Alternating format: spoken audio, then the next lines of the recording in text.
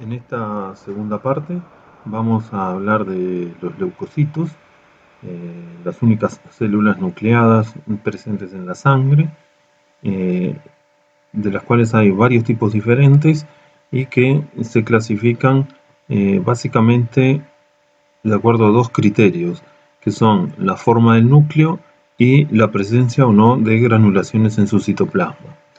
De acuerdo a la forma de su núcleo, este puede ser un núcleo polimorfo de forma muy variada, como estos que estamos viendo acá, y entonces hablamos de leucocitos polimorfonucleares, o pueden ser núcleos más sencillos, como el de este grupo que está en el recuadro azul, y entonces hablamos de leucocitos monomorfonucleares. El otro criterio es la presencia o no de granulaciones, y entonces ahí hablamos de granulocitos cuando en el citoplasma presentan gran cantidad de gránulos, a veces muy fácilmente visibles, otras veces no tanto, pero sí que los tienen, y entonces ahí hablamos de granulocitos.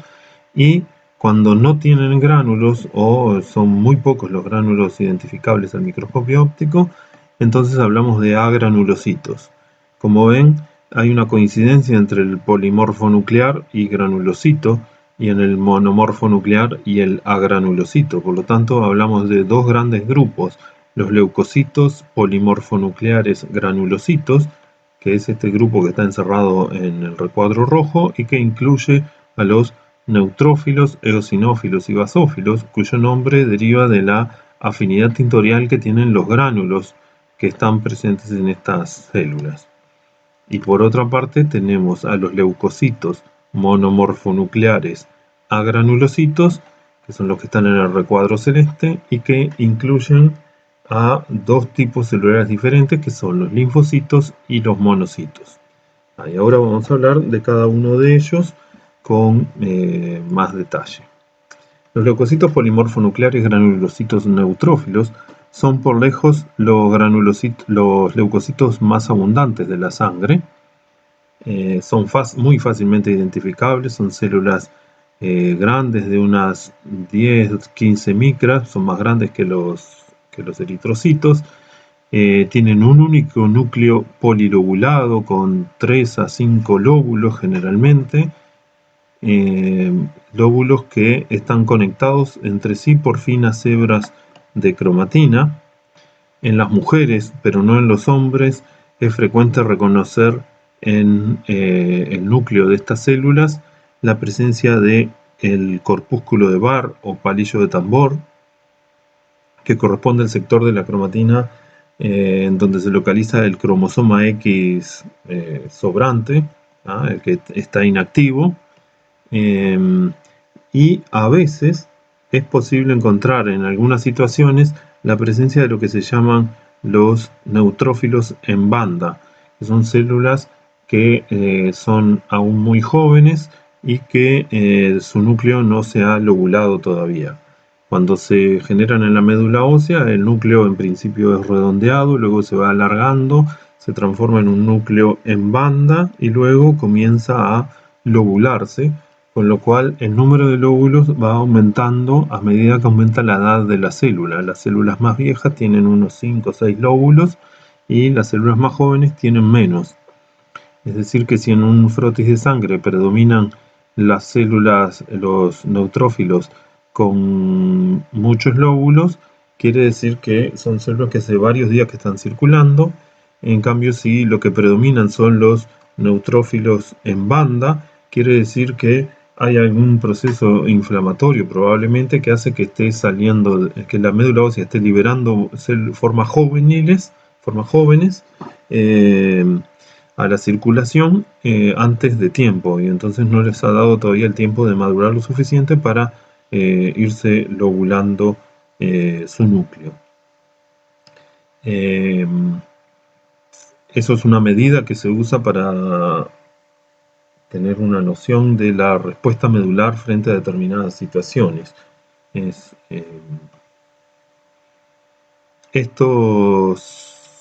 Estas células, los neutrófilos, se denominan así también porque sus gránulos no tienen gran afinidad por ninguno de los colorantes y Son gránulos pequeños que son difíciles de reconocer, salvo que se miren con mucho aumento, y no tienen afinidad ni por los colorantes básicos ni por los colorantes ácidos. De ahí viene la denominación de neutrófilos.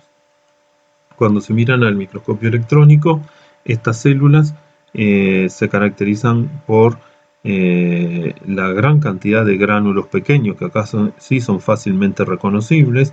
Hay gránulos de diferentes tipos, se reconocen gránulos primarios, secundarios y terciarios. Lo otro que se identifica son los diferentes lóbulos del núcleo, que a veces, si el corte es favorable, se pueden reconocer la hebra de cromatina que mantiene unidos los lóbulos entre sí, aunque eso generalmente no es lo que ocurre porque el corte no es favorable para eso. En el citoplasma, además de los gránulos, hay los organelos comunes, un aparato de Golgi, algunas mitocondrias, etc. Entonces, como dijimos, son los leucocitos más abundantes, representan generalmente más del 50% del total de leucocitos en la sangre. Miden más de 10 micras, entre 10 y 15 micras aproximadamente.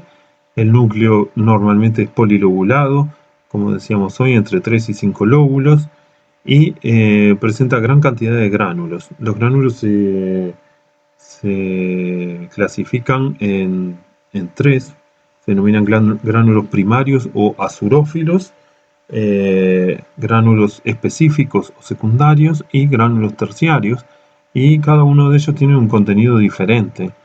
Los gránulos azurófilos contienen mieloperoxidasa, una enzima capaz de producir especies reactivas del oxígeno. Contienen hidrolasas ácidas, porque en realidad los gránulos primarios son muy similares a los lisosomas de otras células, y algunas moléculas que funcionan de forma similar a los anticuerpos y que reciben el nombre de defensinas, ya que actúan contra las bacterias. Los gránulos específicos o secundarios contienen también otro grupo de enzimas bactericidas, como las lisocimas, que atacan la pared bacteriana. Contienen también colagenasa y elastasa, que atacan a los componentes de la matriz extracelular y que van a facilitar el desplazamiento de estas células por el tejido conjuntivo. Y los gránulos terciarios también contienen metaloproteinasas de la matriz que también degradan diferentes componentes de la matriz extracelular. Y su principal función es una función fagocítica y antibacteriana. Están especializados, son la primera célula a la que llama el tejido conjuntivo cuando hay un proceso inflamatorio que involucra a que incluye la presencia de bacterias. Para que esto ocurra, entonces, el tejido conjuntivo libera una serie de mediadores o señales que hacen que el endotelio vascular de la zona exprese sobre su membrana una serie de proteínas que son reconocidas por proteínas presentes en la membrana, por receptores presentes en la membrana de los neutrófilos. Los neutrófilos vienen circulando y ruedan sobre la superficie endotelial, es decir, generalmente van en contacto con la superficie endotelial buscando este tipo de señales.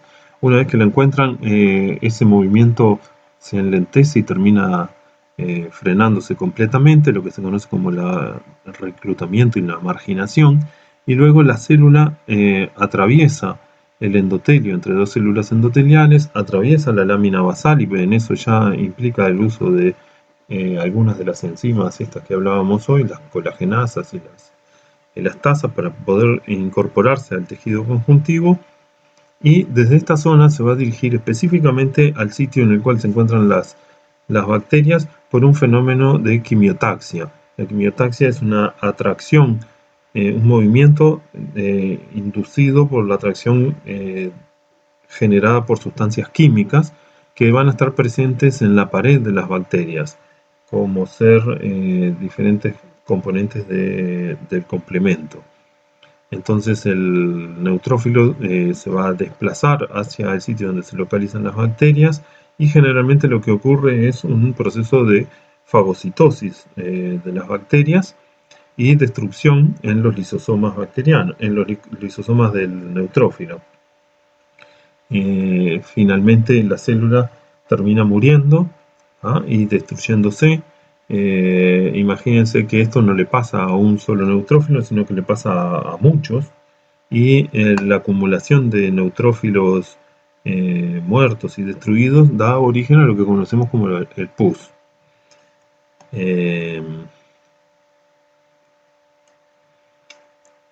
La fagocitosis no es el único mecanismo que tienen los neutrófilos para actuar sobre los sitios donde está el proceso inflamatorio o la invasión bacteriana. El proceso de fagocitosis involucra la destrucción de las bacterias por la adición al fagosoma de los lisosomas propios de la célula, de lo que serían los gránulos azurófilos. Pero otros mecanismos de acción de estas células involucran la degranulación de algunos de esos gránulos, que van a actuar fundamentalmente sobre componentes de la matriz extracelular y que tenían que ver con la capacidad de desplazamiento de estas células o de atravesar membranas basales, etc. También estas células van a producir especies reactivas del oxígeno que van a ser tóxicas, van a resultar tóxicas para las bacterias, pero que también van a reaccionar con otras moléculas propias del organismo, y que si esto no es controlado puede llevar a un mecanismo patológico. Y un cuarto tipo de acción que tienen estas células y que involucra la muerte de la célula, que fue descrito hace relativamente poco tiempo, es la formación de trampas extracelulares de los neutrófilos, que involucra la liberación del ADN del núcleo de estas células asociado a las enzimas presentes en los gránulos, y ese ADN lo que hace es formar una red que fija las bacterias en el sitio y evita su propagación hacia otros lugares. Y como ese ADN a su vez estaban pegadas todas las enzimas que estaban presentes en los gránulos, también tiene un efecto sobre las bacterias, a pesar de que la célula en sí esté muerta. Este mecanismo, la formación de las trampas extracelulares, entonces es una barrera física que básicamente lo que hace es evitar la diseminación de los microorganismos. Acá tenemos algunas bacterias en una micrografía de barrido, y estas hebras que se localizan sobre ellas son hebras de ADN con todas estas enzimas, formando esta trampa o esta red extracelular, que es consecuencia de un proceso de muerte celular que no es ni apoptótico ni necrótico, sino que es un tipo diferente, conocido como netosis, porque viene de acá. NET es la sigla en inglés de trampas extracelulares de neutrófilos. ¿Qué es lo que sucede? Los neutrófilos lo que hacen es, por un lado, liberar dentro de la célula los componentes de los distintos tipos de gránulos, mientras que en el núcleo se desenrolla todo el ADN, toda aquella heterocromatina empieza a desenrollarse, se desintegra la membrana nuclear, y el ADN se mezcla con las enzimas que estaban en los gránulos, y finalmente se rompe la membrana celular, y toda esa mezcla de citoplasma y ADN es expulsado, formando una red alrededor del neutrófilo que está muriendo en ese momento. De esa forma entonces se origina esta red de filamentos de ADN que contienen pegados histonas, elastasas, peroxidasas, catepsinas, lisosimas, etc., y que se pegotea a los microbios, a los microorganismos, y que entonces no solo los fijan en el lugar, sino que a su vez los atacan. Consiste en filamentos delgados de ADN y histonas sobre los cuales se adhieren moléculas que normalmente estaban en el citoplasma o en los gránulos de los neutrófilos. Implica obviamente la muerte de la célula, ¿no?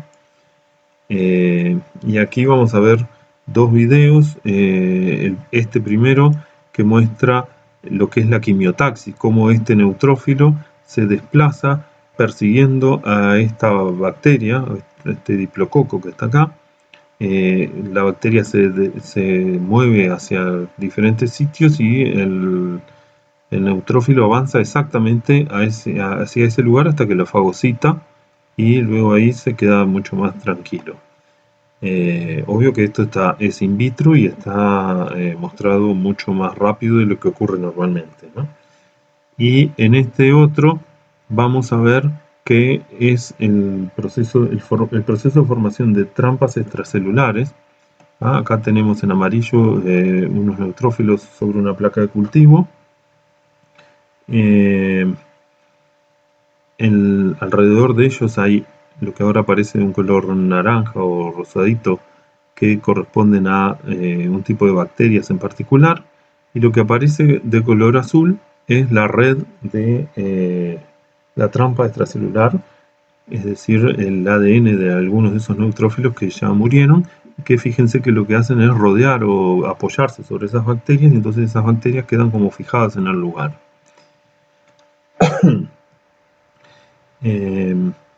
Este es un experimento en el cual tenemos neutrófilos en una placa de cultivo. El ADN está marcado de color azul, si se fijan se ven los lóbulos de los núcleos, y se puso un colorante verde que fluorece solo cuando hay presencia de ADN extracelular. Fíjense que esto está muy apurado y pasaron 4 horas, es un proceso que ocurre durante 4 horas y ahora lo vamos a ver más lento. Fíjense lo bien que se ven los lóbulos del núcleo de un neutrófilo. Ahora hay un único núcleo, el ADN se descompactó todo, pero sigue dentro de la célula, no hay marca verde. Y luego de que llega a este estado, y fíjense que hay varios que están en este estado, ocurre esa como explosión y el ADN pasa al medio extracelular. Y entonces por eso ahí aparece la marca verde. Ahí pasó 1 hora y media más o menos. Y así como le pasó a este, le está pasando lo mismo a todos estos otros que andan por acá en la vuelta, porque obviamente se puso algo que los estimulaba a hacer ese tipo de reacción, ¿no? Este tipo de reacciones están disminuidas en algunas patologías y los portadores de esas patologías es más frecuente que tengan infecciones de tipo bacteriana porque los neutrófilos no funcionan correctamente. ¿Sí? Bien. Vamos a ver las diferencias que tienen estos neutrófilos con otro tipo de granulocito que son los eosinófilos. Leucocitos polimorfonucleares, granulocitos eosinófilos. También células grandes, de mayor tamaño que los eritrocitos, unos 12-15 micras también, que generalmente tienen un núcleo bilobulado, 2 lóbulos en el núcleo, y su principal característica es la presencia de gránulos grandes, fácilmente identificables y muy eosinófilos. Fíjense que son del mismo color que el citoplasma de los eritrocitos. Estos granulocitos eosinófilos son muy fáciles de distinguir en los preparados, en los frotis sanguíneos, y cuando los miramos al microscopio electrónico vemos que, bueno, primero que no siempre tienen 2 lóbulos, el núcleo está organizado en 2 lóbulos, a veces tiene 3 y a veces es uno solo, pero generalmente la gran mayoría de los eosinófilos tienen un núcleo bilobulado, tienen gran cantidad de gránulos grandes en el citoplasma, pero lo más llamativo es que en esos gránulos es la presencia de un cristal que aparece como una barra electrón densa dentro de cada uno de esos gránulos, que son los gránulos específicos de estas células y que son los que le dan la eosinofilia a los gránulos en la preparación. Aparte hay el resto de los organelos que ya conocemos, mitocondrias, algún aparato de Golgi, etc. El porcentaje de estas células es más bajo, aproximadamente menos de un 5% del total de leucocitos. Como dijimos, tienen un núcleo bilobulado y tienen diferentes tipos de gránulos como tenían también los neutrófilos. Los gránulos primarios, también conocidos como gránulos azurófilos y que corresponden básicamente a los lisosomas de otras células, contienen hidrolasas ácidas. Y los gránulos específicos o secundarios, que eran estos que al microscopio electrónico tienen esta barra densa, este cristal en su interior, y que incluyen una proteína que se denomina proteína básica mayor, que es la responsable de la eosinofilia, proteína catiónica del eosinófilo, una peroxidasa, que también, como tenía el neutrófilo, histaminasas, colagenasas, catepsinas. Esta célula es fundamentalmente activada por la presencia de un tipo particular de inmunoglobulina, que es la inmunoglobulina tipo A, que es característica de, se llama también inmunoglobulina secretoria, y que está presente sobre todo en las mucosas del tubo digestivo y el aparato respiratorio. Y estas células, los eosinófilos, participan en respuestas antiparasitarias y alérgicas. ¿Sí?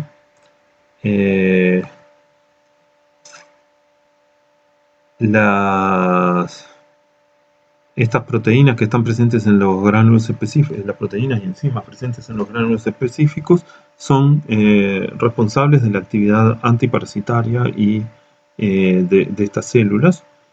Y los eosinófilos no son los desencadenantes de las respuestas alérgicas, sino que más bien lo que hacen es controlar la respuesta alérgica, que es desencadenada por otro tipo de célula que vamos a ver más adelante, que son los basófilos. Los basófilos, que ese es el tercer tipo de granulocito polimorfo nuclear, es también una célula que se encuentra en una proporción muy baja en la sangre, es menos del 1%, puede llegar a no encontrarse en un frotis de una gota de sangre, no encontrarse basófilos. Son muy raros en una proporción muy baja. Se caracterizan por ser células también de unas 12-15 micras de diámetro, más grandes que los eritrocitos, tener un núcleo irregular, pero generalmente no muy lobulado, no presenta una lobulación clara, y lo que es característico es la presencia de gránulos basófilos que muchas veces tapan el núcleo, no dejan ver el núcleo, aunque a veces son relativamente pocos. Al microscopio electrónico esos gránulos son densos, grandes, y el núcleo no presenta ninguna característica muy llamativa, no está, como decíamos hoy, no está lobulado, sino que simplemente está medianamente plegado. Estos basófilos, como decíamos, representan menos del 1% de los leucocitos circulantes. Su núcleo es bilobulado o tiene forma de U o de J, y también presenta obviamente dos tipos de gránulos citoplasmáticos, los azurófilos o primarios, que corresponden a los lisosomas de otras células y por lo tanto contienen hidrolasas ácidas, y los gránulos específicos o secundarios, que contienen fundamentalmente heparina, histamina, leucotrienos y algunos tipos de interleuquinas. O sea, muy parecido a lo que contiene otra célula característica del tejido conjuntivo, que es el mastocito. Los basófilos en algún momento se pensó que eran los precursores de los mastocitos. Ahora se sabe que en realidad están emparentados, pero que son células diferentes, tienen una célula madre en común, pero cumplen funciones diferentes o similares, colaboran entre ellos, pero no son precursores de una de la otra. Participan en las reacciones alérgicas junto con los mastocitos, y son activados, tienen en su membrana receptores para el segmento Fc de las inmunoglobulinas E. Las inmunoglobulinas de tipo E entonces se pegan a estos receptores, permanecen pegadas a la membrana de los basófilos, y una vez que el antígeno que reconoce la inmunoglobulina está presente, entonces ocurre la degranulación.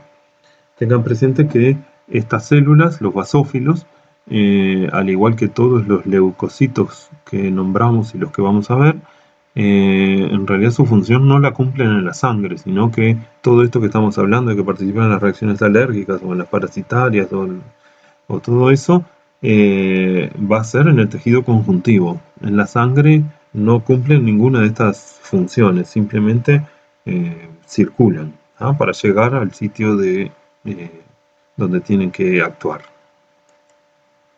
Los linfocitos, ahora pasamos al grupo de los leucocitos monomorfonucleares agranulocitos, y en particular nos vamos a concentrar ahora en los linfocitos. Son el segundo tipo de leucocito más abundante de la sangre, representan entre el 30 y el 40% del total de los leucocitos. Son células pequeñas, del tamaño similar al de un eritrocito, unas 7, 10 micras, la mayoría de ellos, aunque hay algunos que son un poco más grandes, miden unas 12, 13 micras. Se caracterizan porque tienen, la mayor parte de la célula está ocupada por un núcleo heterocromático, muy heterocromático, como vemos acá en la micrografía electrónica, y tienen un pequeño halo de citoplasma basófilo, en el cual se localizan una cantidad variable de mitocondrias y ribosomas libres, y a veces algún gránulo azurófilo que en realidad corresponden a lisosomas, pero mucho menos de lo que hay en los granulocitos. Los linfocitos medianos, estos que estamos viendo acá, al microscopio electrónico tienen un poco más de citoplasma, más organelos, y existe una categoría que generalmente no está en la sangre, que son los linfocitos grandes, que esos ya están en los órganos linfoideos, pero normalmente no se ven en la sangre. Estas células, si bien se originan en la médula ósea, se capacitan en distintos órganos, como puede ser el timo o la propia médula ósea, y circulan por la sangre hasta llegar a los diferentes tejidos y a otros órganos linfoideos como los ganglios linfáticos o el vaso, donde pueden llegar a cumplir parte de su función, pueden ser expuestos participar en las reacciones inmunitarias, y muchas veces lo que hacen es recircular, es decir que vuelven a la circulación sanguínea y pueden volver a salir al tejido conjuntivo.